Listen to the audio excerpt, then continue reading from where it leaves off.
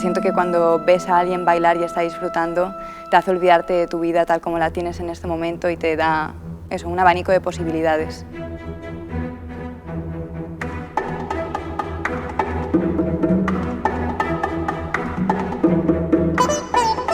Es una expresión del alma y un crecimiento personal continuo en el que uno tiene que ir luchando cada día con sus miedos y sus inseguridades para que llegue un momento en el que puedas subirte a un escenario y desnudar tu alma y poder dejar un trocito de ti.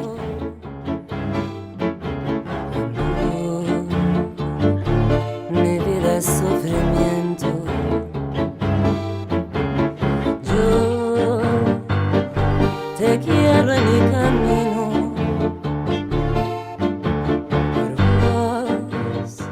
Es una manera de expresarse que va más allá de las palabras.